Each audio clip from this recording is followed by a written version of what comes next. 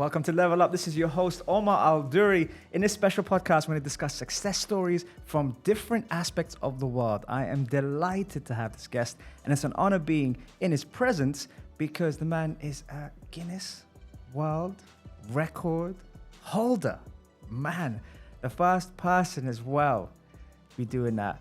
And not only that, we're going to actually ask him about it because having a disability comes with its fair share of challenges, but overcoming them to level up and achieve your dreams is what makes this man extraordinary.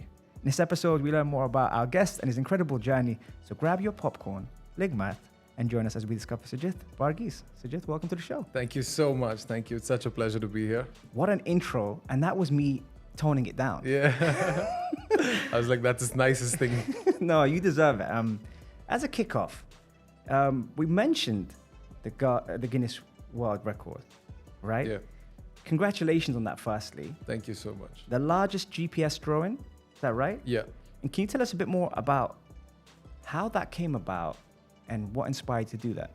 Okay, so I have been doing events from the past. When I say events, I mean things that I can show to the public out there that your limitation is in your mind. So physically in 2018, I had pulled a car, that weighed 1,250 kilos. So I've done such acts in the past, for that. But I was always thinking, what next? When you do something big, you always think something bigger. In 2020 is when Guinness World Record, the idea just popped into my head. And I was like telling my friends, man, this is something I really want to do. This is something I would really want to do. And believe it or not, in 2021, beginning, I think by 2020 end, December, I get a message in my Instagram from the senior PR manager of Guinness World Arabia. Hi Sujith, I follow your page. I'm the senior PR manager. And I was just wondering are you interested in breaking a world record? I was like, yes! This is what I have been talking about from the past 1.5 years. Yeah. And, and then we got starting. So that is literally the birth of this story of how I made the Guinness World. But that's how the conversation started. Yeah. Then we got talking some more. And he gave me 10 options. Okay. 10 options on email. Then I went to emails and he was like, give me 10 options. He's like, these are the records we propose you that you can break. Okay. But 7 out of them were not physically possible for me. Reason being, because I need more mobility, I need more core control, and I'm paralyzed from my chest. So for doing those events, I need more core control, which was not possible or easy for me at that time. So the rest 3 of them, from that, one of them was pulling a car. I'm like, hey, wait, I pulled a car. But he's like, the minimum requirement is 1,700 kilos. So we got brainstorming some more. Yeah. And then I think within a week, they spoke to the team and they came back to me. He's like, hey, we have an idea. Why don't you do the largest GPS drawing by a person in a wheelchair? No one has ever done it. And then I got into research. And then we came out of the logo. It had to be impactful. When I'm doing something like this. So I understood do you know how the logo worked? Well, tell us. Okay, so basically I'll have a GPS tracker on me and I'll start. And I'll wheel myself through the roads in a certain way. Wow. And when I'm done wheeling, whichever route I take, I'll stop the GPS, I'll upload it into Google Earth. So Google Earth will show the route I went through. And that looked like a design. So when we brainstormed, we came about with the idea, let's do a wheelchair logo because that is such a powerful statement. My whole life, at least from the age of 20, when I got into a wheelchair, it was all about fighting for myself to be seen out there, for proving the point and for telling people that the limitations that they placed on me is not my reality. Because we'll talk all about that because that has been another journey altogether. Yeah. People placing limitations on me, telling me what I can and I can't do. So that was a different phase altogether. So when the logo happened, I thought of a lot of ideas, but I'm like, there wouldn't be anything more powerful than a wheelchair being imprinted on the face of the earth as a world record, the entire world would recognize it. The next challenge was, so Guinness World told me, we will facilitate the program, but you have to do everything. You have to design it, you have to get the approvals, you have to show us that this makes sense. And I think I took about a week to figure out which road, because the road has to favor me. It has to look like a wheelchair. So I had 3 options. I tried the Palm. Okay. I tried JVC because my first idea was I need a wheelchair has a big wheel. Yeah. I need somewhere that's a big round. Right. So Palm was an option, JVC was an option, and then but JVC wasn't working. Like it was, I mean the wheel was working, but nothing else was working. I think. Yeah. Palm was impossible. Even though Palm would have been a huge challenge because it's like a big round, but it kind of stops over there. You know, Okay. I couldn't progress with that. And then looking at it, and I just see, because I'm literally on Google Earth at every single nook and corner of Dubai, you know. Yeah. And I'm like, dude, downtown has the perfect round that I need. And I started creating the design, and downtown financial center, Zabil Palace front coming back through Dubai Mall, and I created something, and I'm like, this is like 95% or close to 98% resemblance of an actual wheelchair. Yeah. And it was like, you know, some God-given Yeah. route for me. You know, I'm like, it got even better when I realized how great to have this logo, this very powerful logo, in front of the most iconic building in the entire world. Yeah. You know, it just fell into place. Burj Khalifa, right? Yeah, It fell yeah. into place. And then I proposed it to them, and they love the idea. I mean, I have to say, Nuha, can you just pass that with me? Hi, Nuha. How you doing? Right, I'm looking at this now, and I'm thinking, this is pretty much remarkable. But at the bottom here, if you can see, it says officially amazing. When you take a look at this, right? When you see this, what goes through your mind when you have a look at this? I've never been more satisfied. Honestly, from the bottom of my heart, I really feel I worked really hard for this. Yeah. And my heart is honestly very happy when I see this every single day. That's awesome. Yeah. That's awesome. Thank you, Nuha. I mean, I'm looking at that now and I'm thinking, wow. You mentioned briefly about staying focused, physical challenges, strategies, and you seem like a person that always tries to push the limits. Yep. What motivates you to do that? Well, Omar, you know, at a point of life I had when I was in 20 years old, there was so much limitations on me. You know, immediately after my accident, my injury, when I came out of the hospitals, everyone was telling me things I can and I can't do. You know, everyone was telling you cannot do this, you cannot do that, you will need somebody for the rest of your life. Will you ever get married? So there was so much of negativity given to me at that point of time. And this is all new to me. You know, being in a wheelchair for the first time, not able to walk, not able to feel my legs. And this went on for months. And all I was doing was just sitting at home, waking up every day, watching movies, sleeping. No one's asking me, Sujith, now what are you going to do in life? Like, are you going to finish college? Are you going to work? What's the next? Because no one in my family ever faced something like this. So I think during this time, and this is a story I always tell, because during this period, I had a lot of time in my hand to self-reflect on the person I was, how far I've come. I mean, dude, I was a basketball player in my school. I was a sports captain in my school. In college, I was a boxer. At the age of 20, honestly, believe me, I felt I had the entire world as my friends.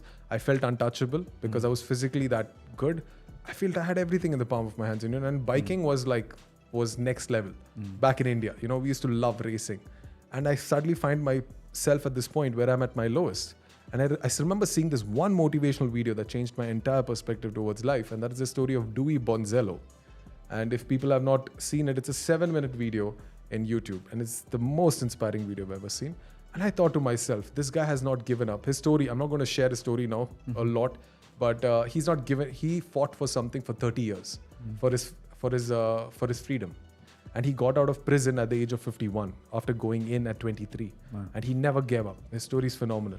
And I told myself, Sujith, what gives you the right to give up when your injury is not even 6 months old? There's a man out there, somewhere out there, who you never know, fought for 30 years of his life for something that he believed in. And I told myself, you got to start believing in yourself. And that time, that was a choice that I had to make. Either listen to what people say, and those are my limitations, or believe me, this time when I wake up, I got to prove the entire world wrong, and I got to make sure that every single body knows who I am. You know, that was the attitude, like killer, dead, hardcore attitude. Like it's either like listen to them and just be shut in the room. No one's going to ask you because you're in a wheelchair. No one's going to ask you anything anymore. Or prove everyone wrong. Do everything that they said you can't. And the first thing that clicked in my head and brought, I don't know, this connection of possibilities or unlimited possibilities was, I wanted to sleep in my room, in my house in India. But that room was on the first floor and we don't have a lift. It was just me, my mom, and my dad and my sisters were in Dubai at that time. And everyone was said, this is not possible. You cannot sleep in your room because no one can carry you. We cannot build a lift. And I asked myself, how can I go there? And I remember this quote: if you can't fly, run. If you can't run, walk. If you can't walk, crawl. And I crawled. I sat on every single step and I did a push-up, backward push-up, 18 push-ups, and I went to my room.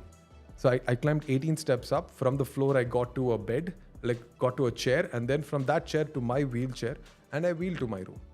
And I came back in the night. This was very difficult. By the time I just climbed those 18 steps, I'm sweating. But you know what? For the first time, after all this trauma, I felt it was worth it. I did something what everyone said it's not possible. And then the same people who told me it's not possible came and asked me, Sujith, how did you do it? That's when I realized this entire shift of people's perspectives. Before you do something, they'll all tell you can't do something. But the minute you achieve something that was beyond their imagination, they will come and ask you how you did it. So then people's limitations are what they think that is, what they tell you is what they think that they can do. That's not necessarily your limitation. And I think from there, it was never stopping, then it was always breaking, moving forward, being stronger. And over the years, you just become unbreakable because you have gone through so much. You just know that end of the day, it's all on you. If you decide to break, you will break. If you decide to give up, you will give up. But if you don't decide that, imagine where you will be. What struck me there is the mental strength that is required to disconnect and block out the noise. How do you do that? I had a lot of time with me. I had nothing to do. All day, I lost all the friends I had. I was at the most loneliest place of my life. I even thought of giving up, actually giving up. I had zero friends. I was searching. The guy who had tons of friends on one call suddenly finds himself in a place where I have zero friends. I was literally out on Facebook checking some old friends. Hey, what's up? This is all I had to do. I was so lonely. I was so depressed. And I had so much of time to reflect on the person that I was. But then, you make a choice. Is this who you are? Is this, you are literally, there's no more ground zero. You are at ground zero. Anything below that is, I don't know. You're 6 feet under. That's what I'm literally saying. So at that time, you have to make a choice because you have nothing else. If you don't make it, you're going to live like this for the rest of your life. And I couldn't accept that.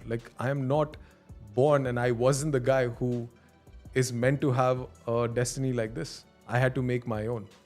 And then you would fight. You would fight and fight till you make it. That's the attitude. That's the thing I had to tell myself. Speaking about fighting and making it and facing your challenges, when you're now looking back at the things that you've had to go through, it's not normal. It's actually something to celebrate rather than to be sad about. Yeah. How do you celebrate? I'm so grateful, Omar. I'm just grateful every single day of my life where I am because I have seen things happen to my body. I mean, I've had 18 surgeries in 2 years. So we were talking earlier before going on air. Yeah. If you can imagine, at least 1 year and 8 months, I was just in hospitals. I've had needles and I've had so much of pain and so much of trauma. And I've seen, my body is just scissored with surgery marks. And I've been through all of that. And today, 10 years down the lane, when I have that record with me and the journey I've come through, I'm just grateful that I made it this far. I'm grateful that I have a very supportive family. I'm grateful, above all of that, I'm grateful for my family, honestly, the number one. But this journey of mine, right? When I was posting it on social media, I started realizing it's not even about me anymore. My successes are a fuel and energy for so many people out there. The kind of messages I get, people telling me their deepest secrets. I've got tons of them on my Facebook where they just come and open up very personal stuff to me. Sujith, do you think you can help me? How would you overcome this? There's a woman, I remember, I want to just share the story, in Dera City Center before I was driving a car. She came to, I asked my dad to drop me because I was meeting a friend. So they dropped me, my entire family was there. They dropped me to the parking lot of DCC. And this lady, and the minute I'm sitting on my wheelchair, she comes and she looks at me, hey, aren't you Sujith? I'm like, yes, I just saw you on the TV the other day. I was like, yes, that was me giving an interview for some channel. And she was like, she speaks for me with 30 seconds, 40 seconds, she starts breaking down. I'm like, why is she crying? And then she's like, my nephew recently had a crash and he's in a wheelchair now. I send him your videos for strength and energy, and he watches your videos. So I have had so many people tell me that. So this is something I'm very grateful for, that I'm in a position to do good. Like even if I push myself, it's actually helping somebody out there get some fire, have something to look forward in life because somebody did it. Being mindful and grateful are two superpowers. Super important. Superpowers, Grateful. right? Yeah. When you think back to the accident, how do you shed light on that? You know, I would say the accident was bad. Yeah, I mean, we'll come to that, but I think what was even worse was what happened after the accident. What happened? So I was in coma initially for like 4 days. So I have no recollection what happened. The first time I wake up is when I see my mom and my dad, and my family is in the ICU, and they're looking at me, asking me, Sujith, can you recognize us? Do you know us? And since I was on high doses of medication, I just passed out. So it took me 2 days to understand that I had surgeries already done on my body. So I like suffered 18 fractures on my skull, and my spinal cord was broken. That's the reason of my paralysis. And so I was very forgetful. So this was, I was in so much of trauma. It's not like you don't realize anything, you know. It takes a very long time for you to understand your surroundings and what's actually happening. But what happened, which was even worse, was after I came to Kerala, like where I'm basically from, after 3 months of rehabilitation and learning how to pick things from the ground, to moving from a chair to a bed, we went for this Ayurvedic treatment in Kerala. And this guy, he kind of did so much wrong to me. He used to hit on the side of my thighs, saying that's how the blood flow will happen, and I can't feel it. So it's like saying, Omar, someone hits you on your hand as a joke for 3, 4 punches, you can take it, right? But the 5th punch might hurt, and you'll tell him to stop. But what happens when you can't feel that arm? Even 100 punches will not hurt you, but what will happen to your arm? Internally, things will start getting messed up, and that's what used to happen to my body. And he did such unorthodox treatments like hitting and a lot of oil treatment, putting oil on my open wounds, and my entire body got infected. And I was desperate at the age of 20 to walk back again. You know, all I heard doctors and my physiotherapists saying, you'll never walk. I mean, nobody has had a history of just naturally walking from a spinal cord injury, and you cannot accept this at the age of 20, you know, when you're in such a prime, or you feel that you're in your prime. And, but we just, you know, blindly I would follow this guy because I need to get back on my feet, and he told me he can do this. But I think 6 months down the lane, I remember waking up one day, and this entire week I'm in shivers, and I'm not allowed to eat any Panadols. I know it sounds really stupid right now, but believe me, Ayurvedic treatment has a lot of, like, you cannot use any other medicines other than their herbal medicines and things. So that's what I did. But then I think 3 or 4 months down the lane, the entire week I was shivering non-stop. And one day I wake up and I'm almost colorblind. And I can't stop shivering. I can't eat food. My sister fed me something. I vomited. And that's when my mom understood that there's something serious going on. They rushed me to the hospital, and that's the first time I experienced color blindness. Like, I think 90% of my blood was out of my body. Honestly, that's how I felt. And the doctor assessed me, and then he immediately rushed me to the ICU. And I was there for 2 weeks with, like, I think 15 blood transfusions, and the infection still didn't get stable. To control the damage that this guy did to me in 3 months is why I underwent 16 surgeries. Wow. So that was the tougher part, I would say, more than the accident. A lot of the things you're talking about, and a lot of the things that, you know, we researched and we saw about you, it doesn't fall under, in my opinion, and correct me if I'm wrong, it doesn't fall under disability. It falls under superpowers. No, seriously, I know you smile and the camera can see you smiling, but hand on heart, like, the things that you've had to overcome makes the average look like they're just being whiny because of the skill, the strength, the mental fortitude, the ability to be positive. When people put labels on it, and there were plenty of labels on it, it doesn't appear like that to me. It appears like it's a superpower. How do you view it? That's something I had to fight initially, you know, like why I say it's harder for me. And I'm not comparing anyone's journey here. Right. Because everyone's journey is different. Everyone has their own battles, and it's hard for everyone in their own way. But, you know, being in a wheelchair, and trying to make it, trying to be on an equal platform like the others. Yeah. And I know many might not agree to it, but it is hard. You know, when you are in a wheelchair, people look different at you. You know, you're not given that same value, like the way you feel you should be taken. You're given a lot of sympathy. And this is a lot of thing I used to receive, you know. And initial days, it's like a joke, but I'll still tell it to you. When I was in the gym, when I was gymming back in Sharjah, I remember this one time I used to ask this guy, hey, one time incident, he was like, can you give me those dumbbells? Because I couldn't physically access it. It's a lot of machines and stuff. He's like, which one, the 5s? Okay. So I can lift more than that. But you see the mentality he had. I was like, how much is this guy going to do anyways? He's in a wheelchair, right? Yeah. And I was like, no, the 10s. And then I still remember that same month or the next month or a couple of months down the lane, whatever, I was shoulder pressing 25 kilos on each hand. And half this gym is just stuck, like stopped working out to watch if I will do it or not after the 8th rep. Yeah. You know? Yeah.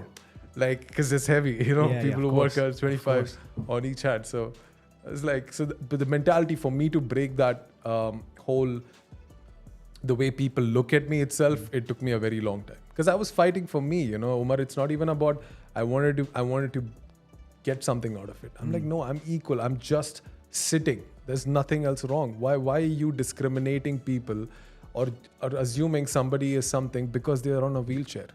That's very wrong, right? I mean, I wasn't on a wheelchair, but then I got on one. And yes, I had to fight. I fought every single day as much as I could to get to a place where I feel at least people can consider it equal and stop judging, stop feeling that you have to sympathize someone, you know? So it's a person you are. Yes. Look at someone for who they are, not how they look or whatever. How does someone like yourself, who's inspiring, be inspired? Wow. Okay, so I have. No, it's like, you know, you. What do I say? It's like you taste something, right? You taste sweet. You love sweet. Okay, I know we're not promoting sugar here. Two personal trainers, we are not promoting sugar, but when you get a pinch of something, right? Yeah. And it's good for you, would you want to stop taking that pinch? You keep getting better and better, right? Correct. So during that journey, when things are happening good and I know I'm on the right path and I'm doing good and it's helping people and it's making a difference in my life, it's making my mom and dad proud, which I do everything for. You know, it's making people around me happy. People are being empowered. There's nothing negative about it. No one's getting hurt. Why would I stop? It's benefiting me. I'm not talking about financially. It's not giving me anything financially. I get you. But it's giving me, in a way, see, I tell people, you know, when I started my journey, it just started by, you know, climbing stairs, then going to a gym. I used to like lift 2 kilos for the first half a month because that's all I could do. I've fallen in the gym. I've had weights fall on me.